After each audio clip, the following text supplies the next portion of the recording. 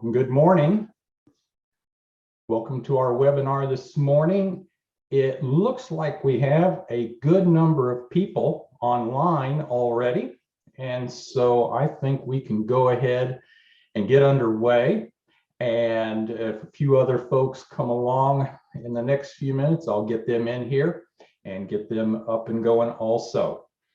So it's good to have you all here this morning for this webinar on inflation, recession, and stagflation. This webinar is made possible by support from the Small Business Administration of the federal government, as well as support from the state of Idaho, and by the excellent facilities support that we receive from North Idaho College in Coeur d'Alene. As I'm sure all of you know, inflation is very much alive and growing. In addition to that, many economists are forecasting that we will see a period of real recession in 2023. And beyond that, a few economists are even warning that we might see a period of stagflation somewhere down the road. And so what do all these terms mean? And how are these things going to affect our businesses? And what kind of actions can we take to mitigate those effects against our business? Well, that's exactly what we're going to talk about for the next hour. My name is Warren Mueller, and I'm in my 7th year with the North Idaho College SBDC. And today, during this presentation, I want to encourage everyone to speak up with any questions, comments, or observations you have so that we can take a pause and address those questions, comments, or observations. And so again, it's good to have everyone here this morning. So let's go ahead and get started.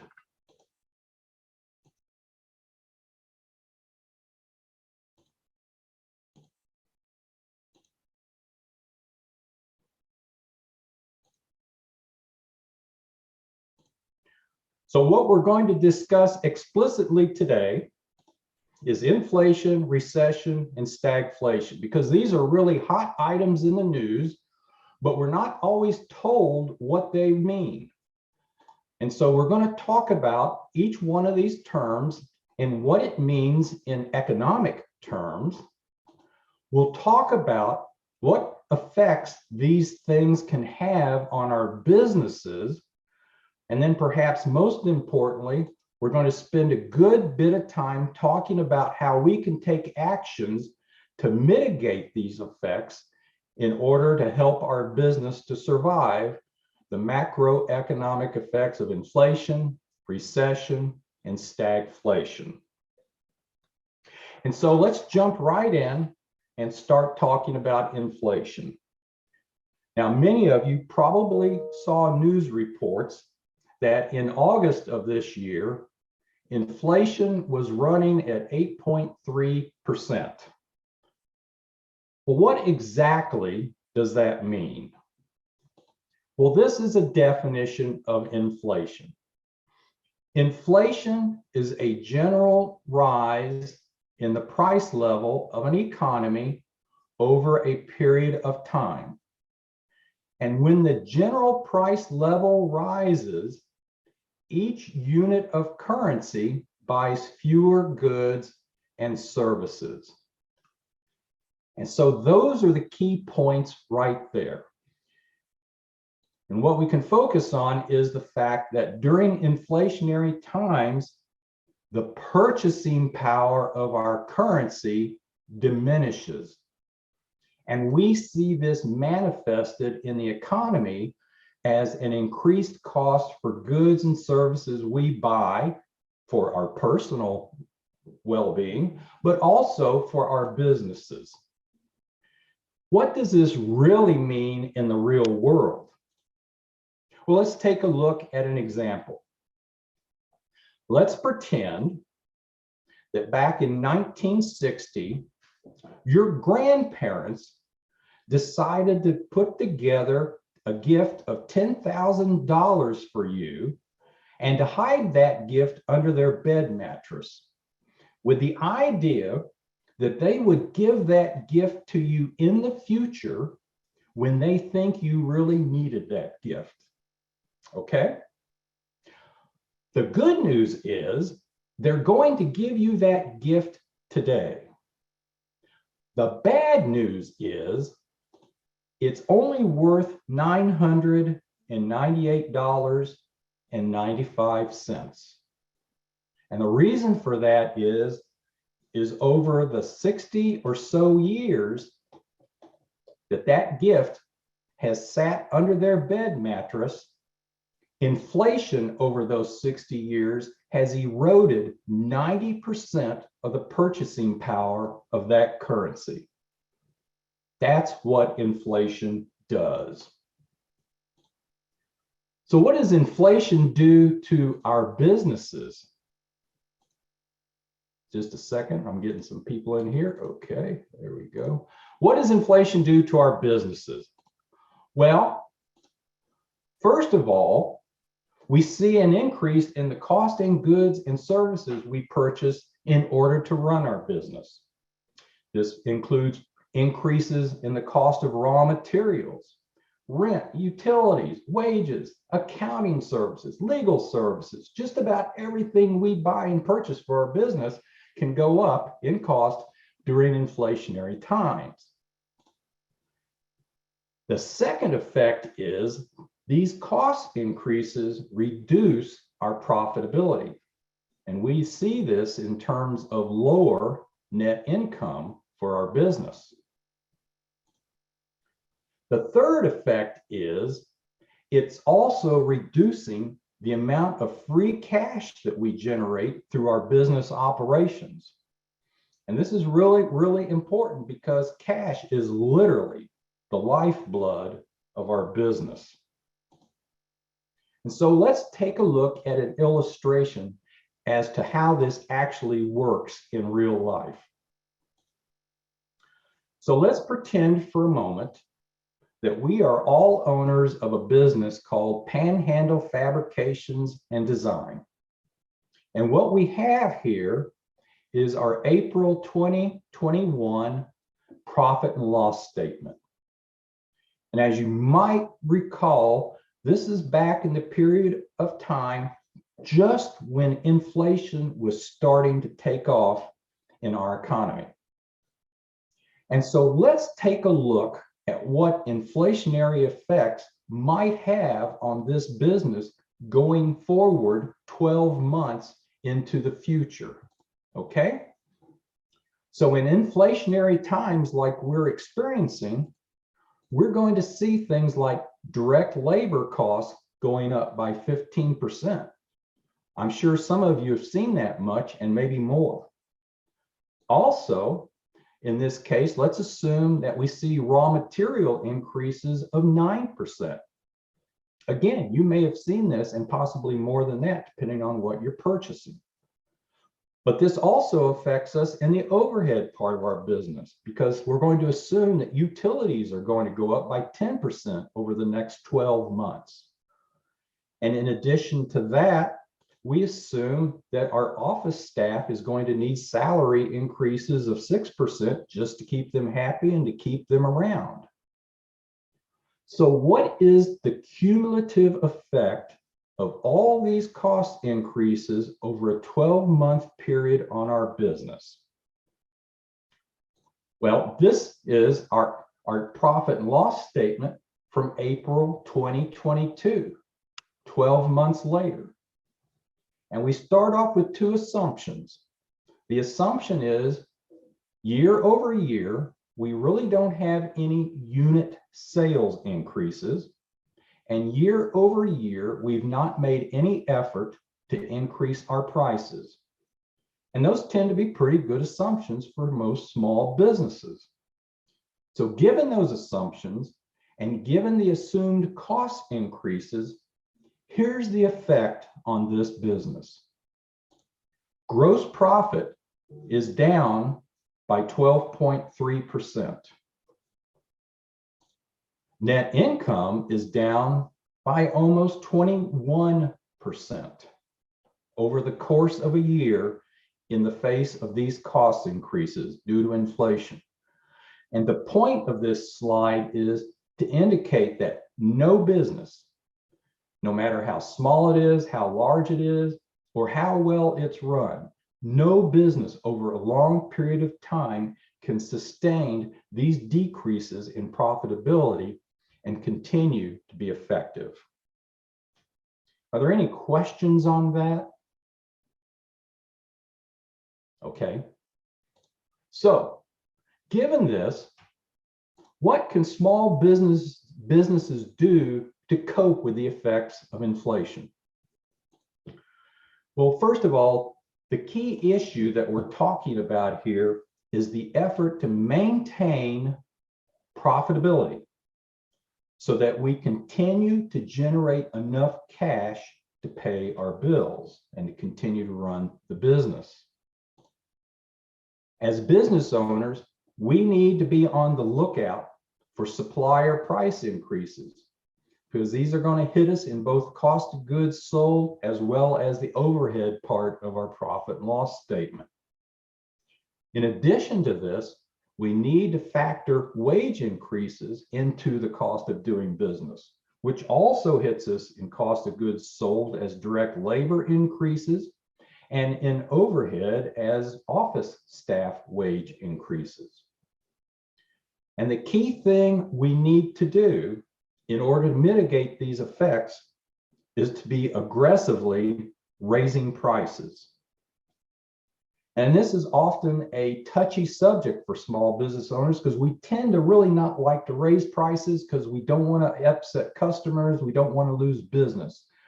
But in inflationary times where we are seeing near double-digit or double-digit cost increases in various parts of our business, we have to be raising prices in order to maintain our profitability.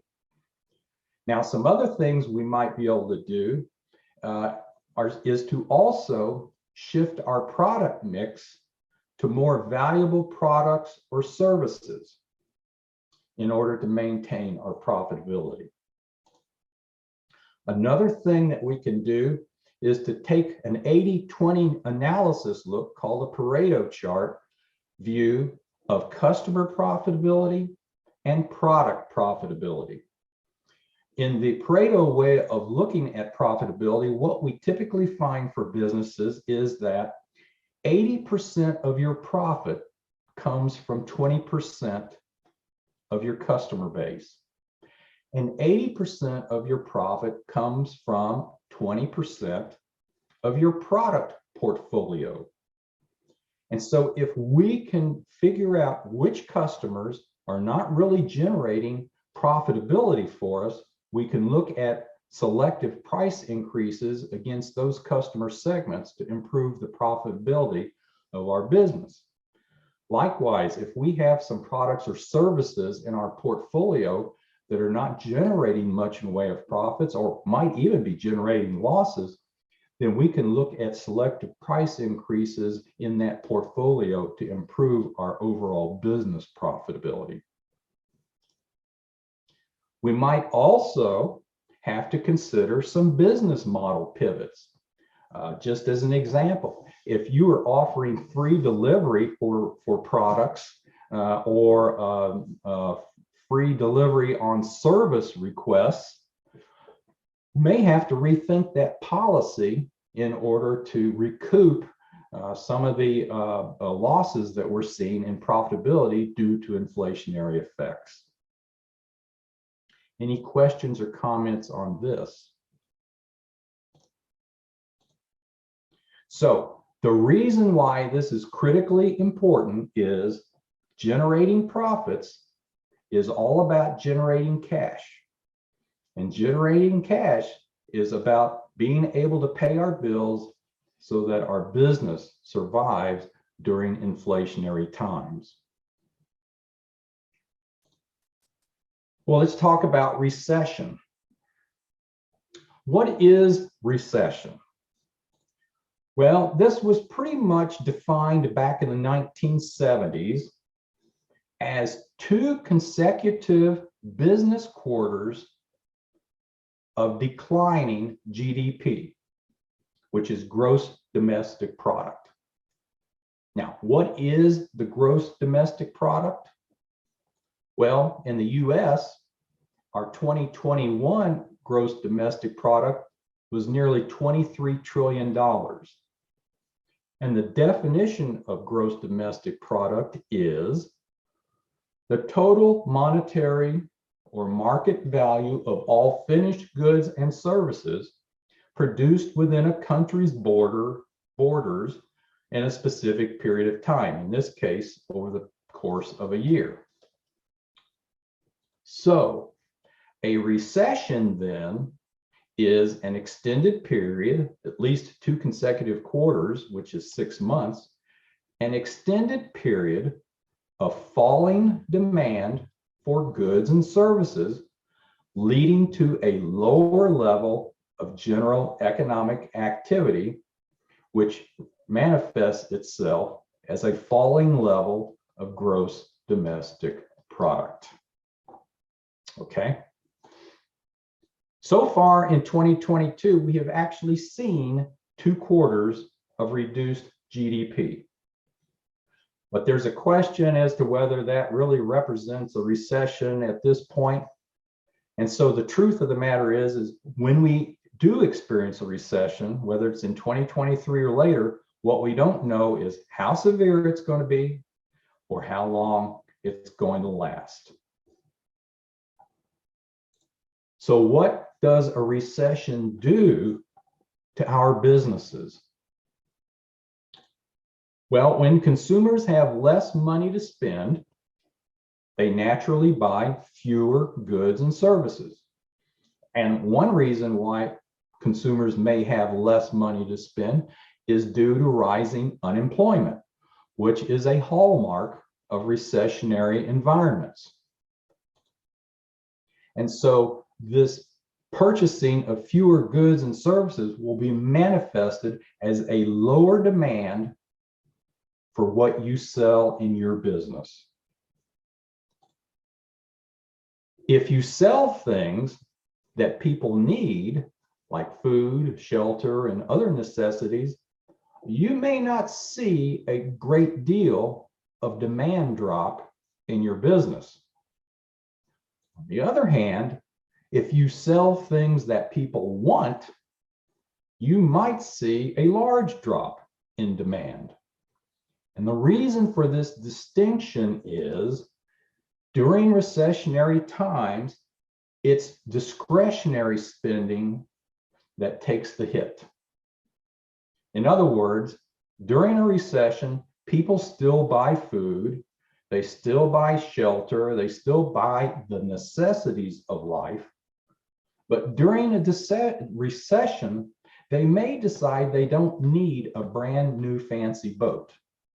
And so if you're in the business of selling new fancy boats, recessions can really be difficult for your kind of business. Also, we need to be aware that customers can and will change their buying habits during a recession. And they tend to become really, really focused on something that we call value. They want to make sure that every dollar they spend gets them the most of what they're looking for.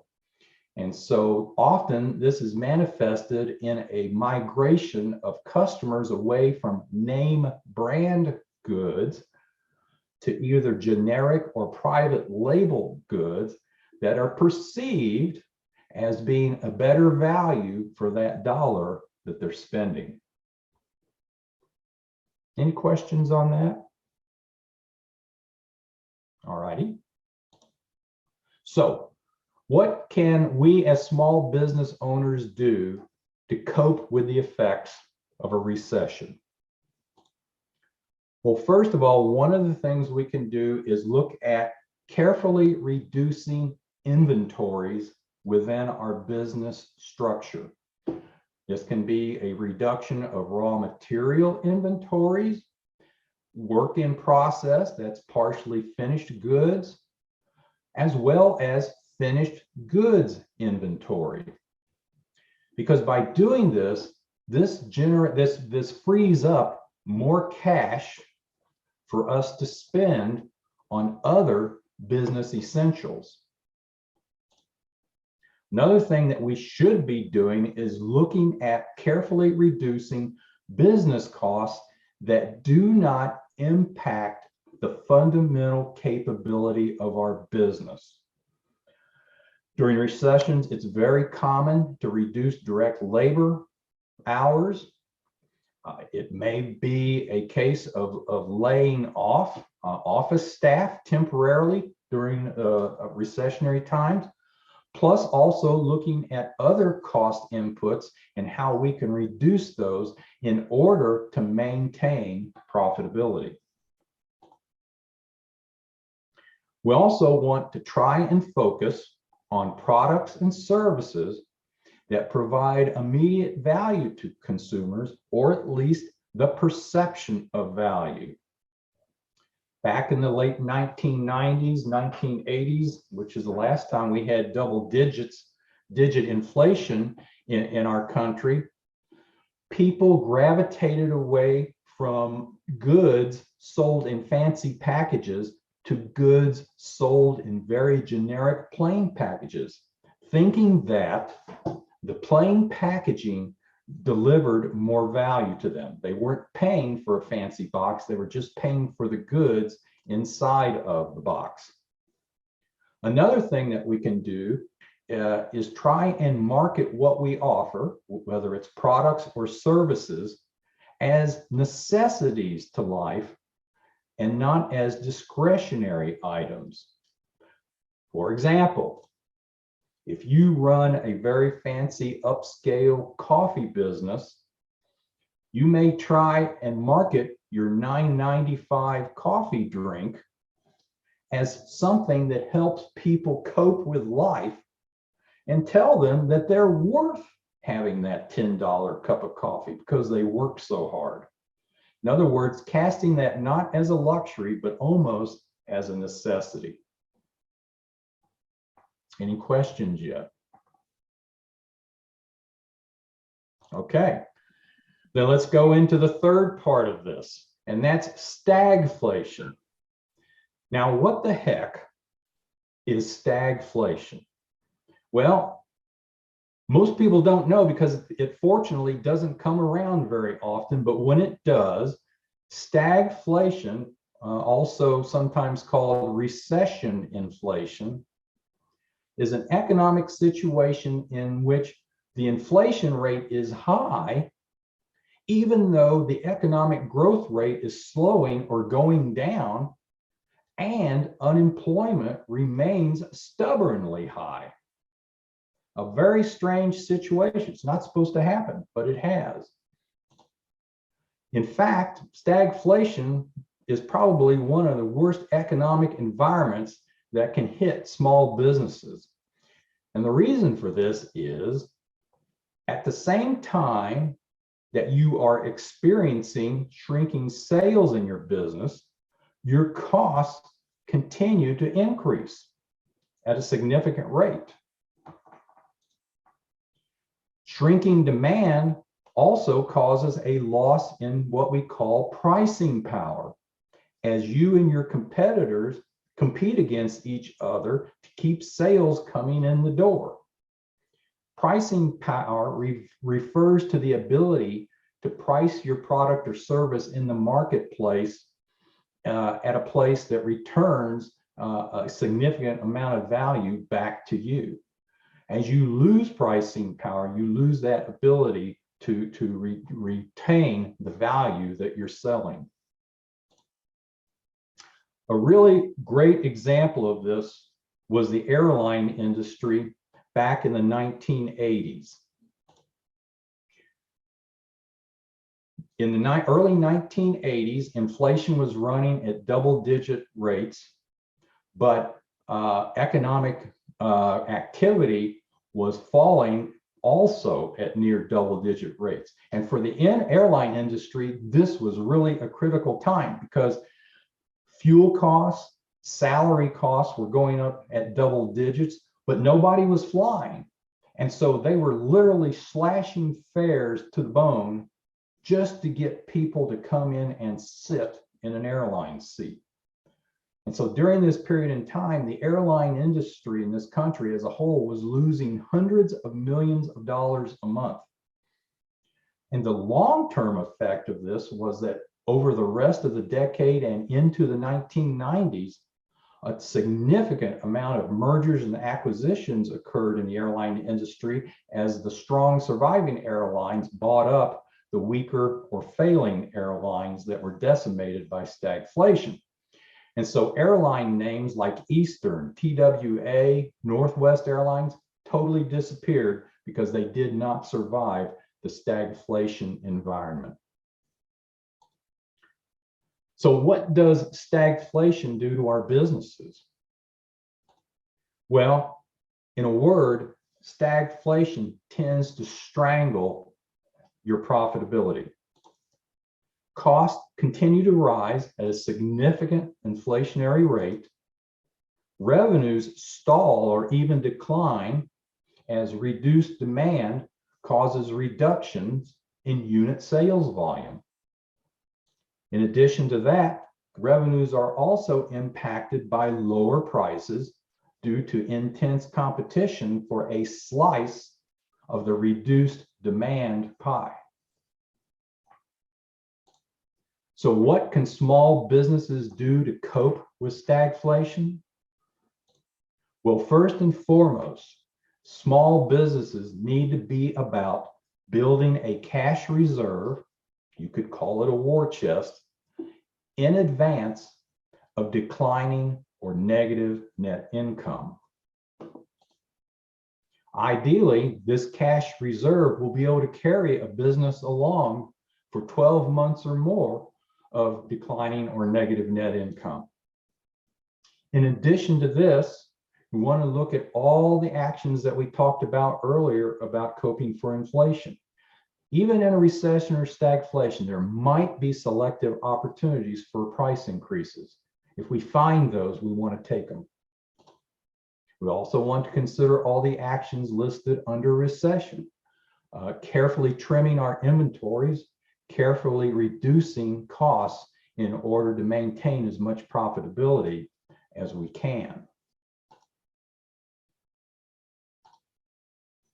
So the key question, I think, for us as small business owners is how badly will inflation, recession, and stagflation affect my specific business? Well, in one sense, this is hard to answer because the effects of these economic forces is going to be different for every business. But there is a way we can start to tackle this, and that is we can try and forecast what the effects might be for our business by using some simple budgetary techniques. And the first step in using these techniques is to put together a model profit and loss statement that we can use as a base case for forecasting what these effects might do to us. We can then use that base model and apply changes like cost increases, reduced demand, substitution of more valuable products, or combinations of these effects to the base case in an effort to forecast what those economic impacts are going to do to our business over a 12-month period of time. So let's take a look and see how this works. First of all, we'll go back to the Panhandle fabrication case. The first thing we need to do is prepare our base case budget. Now, the base case budget can be the budget you developed for 2022 if you developed one, or it could be the budget that you will be developing for 2023. An alternative is to just put together a 12-month projection from this current point in time, from today, for example. And so in the case of Panhandle Fabrication, that's what we've done. We've put together a base case budget for the next 12 months going forward. And we've labeled that base case budget as 2020X. Now that we have that base case budget, let's apply some economic effects to this base case and see what the impact on our business might be. So let's consider the case of significant inflation. So we start out with our base case budget. And now to this budget, we're going to apply these effects. We're going to assume over the next 12 months, we're going to see a 10% raw material increase. We're going to see a 12% direct labor increase. We're going to see a 7% office staff wage increase. And we're going to see a 15% utilities increase. And we're not going to factor in any revenue changes in the budget. So when we apply these assumptions to this base case budget, this is what we get. Our revenues are steady because we've not assumed any unit sales increases or any price increases, but our gross profit now is down by 13.2% because of the raw material increases and the direct labor increases. Our net income is down by nearly 25% because of utility increases and office staff wage increases. So if these assumptions we've made are anywhere close to what we might actually see in the next 12 months, this is the kind of effect we can expect on our business. And as we talked about earlier, the critical action that we need to take in order to mitigate this is to be about very significant and aggressive price increases in order to maintain our profitability. Any questions on that? Any comments? Okay. So let's go on to a second case. And this second case is a case where we're going to see a sales decline as well as price erosion, which are two hallmark effects within a recessionary environment. So again, we start off with our base case budget. And now this time around, we're going to apply these assumptions to the base case for the next 12 months going forward. The first is we're going to factor in a 15% unit sales decline. At just 15% of all the tangible things we sell, whether it's products or services. We're also going to factor in a 10% price erosion in the project sales category of our company, which is here. The other assumption we're going to make, and very common in business, is we're going to reduce direct labor hours as our revenues fall. In other words, as we have lower business activity, we're going to reduce direct labor hours in order to maintain labor efficiency. So with these three assumptions, here's the effect we can expect to see over a 12-month period. First of all, we can see that revenues have declined by over $200,000 due to the reduced unit sales as well as to the price erosion in our project sales category. The result of this is our gross profit now has declined by 22% year over year. Our net income is down 37% year over year because of these reductions.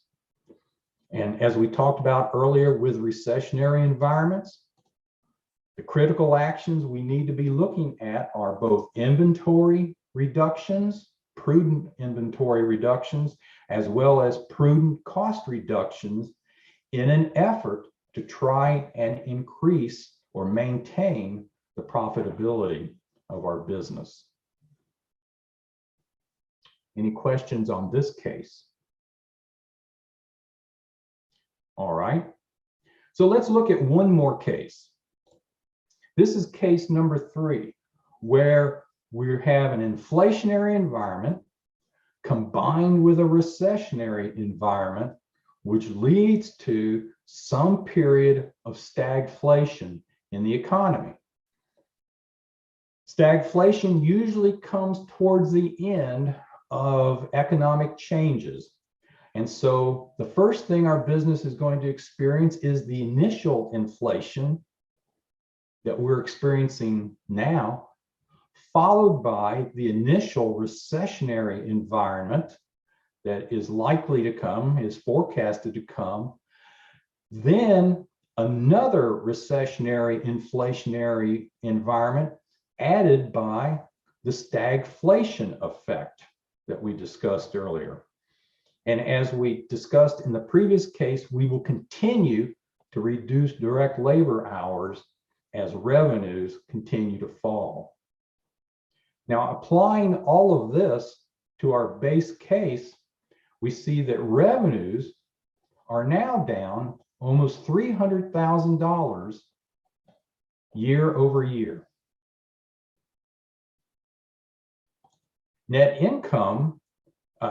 Gross profit has decreased by nearly 55%. And for the first time, net income is now negative over a 12-month period. In this type of environment, as we discussed earlier, the most critical action we need to take is putting together a cash reserve that will allow us to weather several months of either negative or declining or negative net income, as well as looking at any actions from the inflationary environment and the recessionary environment that we can put in place in an effort to maintain as much profitability as possible. So there are all kinds of other cases that you could apply to a base case budget, and certainly those that make sense in your particular context are the ones that I would focus on. In any case, the whole purpose of doing these projections is to be proactive as business owners. Now that we have projections based on various effects from inflation, recession, and stagflation, we can take proactive steps in an effort to mitigate these macroeconomic effects on our business. As we discussed earlier, for inflationary effects, we need to be about price increases to maintain margins. For recessionary effects, we need to look at controlling costs and managing our inventories to free up cash. For stagflation, we want to start as early as possible, like yesterday, building up a cash reserve that we can use to sustain our business through possibly several months of net negative operating income. Perhaps the most important part of all of this is, as business owners, we need to be strong leaders. We need to take responsibility for being aware of the overall macroeconomic climate that we're operating in. And this is being aware of what's happening nationally as well as globally. Some economists are even forecasting we may see a global recession. And this can multiply the effects that might come into our business. For example, If you import goods, say from China, and if the value of the dollar falls way down relative to the Chinese currency, you may experience your imports as now costing more than they did in the past. Likewise, if the US, if you're into the exporting business, say into Europe, and the dollar falls against the euro, your goods will be viewed as cheaper in Europe. You might even see a sales increase, but maybe to service that sales increase in Europe, you're now having to buy more expensive goods from China because of that falling dollar. And now you're into another vice. Your sales are going up while your costs are going up, and you may be generating losses on every sale. So this is the type of awareness you want to have about the macroeconomic climate. We also need to monitor our local economic climate, because every local economic sector can experience global or national effects differently. Some areas weather a recession better than others. Likewise, some weather inflation better than other localities.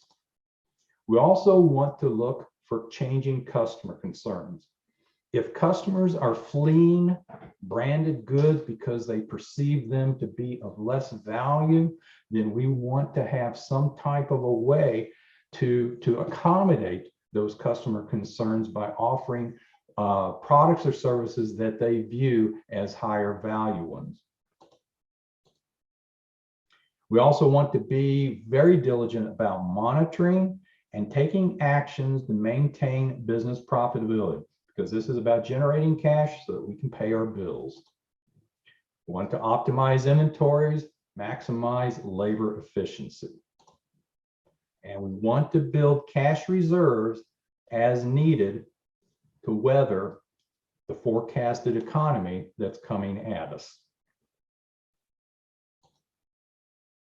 In essence, we want to hope and pray for the best, but prepare for the worst. So there's one other thing we need to talk about before we close this out. Up to this point in time, everything we've talked about in this webinar is pretty much internally focused. What are the effects on my business? What actions can I take to mitigate those effects? But there's also something else that we need to keep our eyes on as we go through these difficult economic times. And what we need to keep our eyes on are our customers. In particular, in difficult economic times, we want to be aware and beware of customers who habitually pay us late or stop paying us at all. Now, a lot of this applies to those of you who may be selling your products or services on terms, like 10 days net, 30 days net, 45 days net, et cetera, et cetera. If that's how you sell your products and services, you want to be sure and monitor those people who are paying late, particularly habitually late, or who have stopped paying at all. But even if you are paid at the time of sale through cash, credit card, debit card, check, whatever, you also need to be aware of this, because you may have customers who approach you and say, hey, I can't pay you today because my credit card is totally charged up, but I'm paying it off on Monday and I will then pay you on Tuesday. Just give me my order today. In some cases, you might want to do that, but you don't want to do it over and over if customers are not paying. You want to be and need to be aggressive in demanding payment from late paying and non-paying customers. We can do this in a respectful manner, but we have to be aggressive about demanding that payment. And for non-compliance, we have a couple of options. If they will not pay us on time, or if they've quit paying us, then for any future orders, we need to demand that they pay cash in advance. And cash means cash. If they resist that, then we may have to refuse taking future orders from those customers. Now that's a difficult step to take, but in difficult economic times, it can be a very important step to take, particularly for those who habitually pay late or stop paying. Because here's the problem with those people. Late pay or non-pay customers have the highest probability of filing bankruptcy, particularly in difficult economic times. And here's the problem with that issue. If you have a customer of yours who owes you money and they file bankruptcy, you are almost 100% guaranteed to never get a penny of what they owe you. Now, in the big business world, people can hire lawyers, people can go to court, people can sign up as creditors do, and they can wait 5 or 10 years to get 20 cents on the dollar that they're owed. But in the small business community, we don't have time for that. We're busy running a business. And so if you have a customer who owes you money and they file bankruptcy, you can pretty much assume you're never going to see a penny of that. This is critically important. If you allow a customer to get really in debt to you, basically using you as a bank, and they default on that during difficult economic times, that default might cause your business severe distress, potentially forcing you into bankruptcy. And we absolutely do not want that to happen to you. And so this is why I really urge you pay attention to your customers and how they're paying you. Okay. Are there any final questions, comments, observations? If you want more, yes, go ahead. So on that not paying for a customer, for a small business, would you recommend small claims court? We have one that's a little over 2,000 that's owed, past due about a month. And I'm not sure if I should send it to collections or if I should take it to small claims court. If they absolutely will not respond to you, I would suggest trying collections first. Okay. Yeah, the court thing, you'll have to pay to serve them. They may not show up. Then you have to pay the sheriff's department to continue service. And even if you get a judgment against them, they can ignore that. And then you've got to try and work through enforcing that judgment. And it'll end up being a lot of time and effort on your part. Let the collections people do that for you. Okay. Good question. Good question. Thank you. Yeah, one quick thought, Warren. Yes. We've been working with a ton of companies on our end, and one of the things that we're counseling right along the lines with what you're talking about is all hands on deck. Empower your employees, empower your stakeholders to give you feedback of what you're hearing from your clients, your suppliers, and everything. When you're in a storm, you want everybody in life jackets and you want them on the deck of the boat so they're watching out for the rogue wave and you're ready for it before it hits. And so that's just something that I've seen that's really critical, is just making sure that everybody in your company is aware of what's going on and how they can watch and give you feedback. That's a great point, Dave. You know, if you've got somebody who's in charge of receiving invoices from your suppliers and all that, make sure they understand to keep an eagle eye on these invoices. And if prices are going up, let them tell you about that so you can take action. No, that's exactly right. Depending on how this environment goes, yes, all hands on deck is an absolute great way to look at that. So for more information on all of this, or to ask about one-on-one business coaching, if you are not getting business coaching at this point in time, I encourage you to contact North Idaho College SBDC, or the SBDC in your locality. In our case, this is our website, and this is our telephone number. And we're there to provide that information. And if you want coaching, we can talk about that also. Anything else before we sign off? Yeah, one other quick comment. Yes. Burren is just a walking gold mine for any of you who aren't working with those guys at this point in time. What a powerful way to have somebody else on your team, the SBDC in Idaho, as part of your team, and you don't have to pay them a dime. We are seeing and we are hearing all kinds of things you guys don't, because we're working with a ton of other companies. And so we're getting information that's real time, and it can help you out if we start hearing things from local clients or whatever, and they're going, hey, we just experienced this. We just got hammered with this. Here's an opportunity we saw in a different plane. We can share those thoughts with you. But if you don't engage with the SBDC, you don't get that insight, and that's no cost. Another excellent point. And in fact, I have a little bit of a story on that. I had a client, see this, oh gosh, it was probably back in the early spring, and she's in the bakery business. And she told me that they were seeing wicked price increases on some specialty flour that they purchased for their business.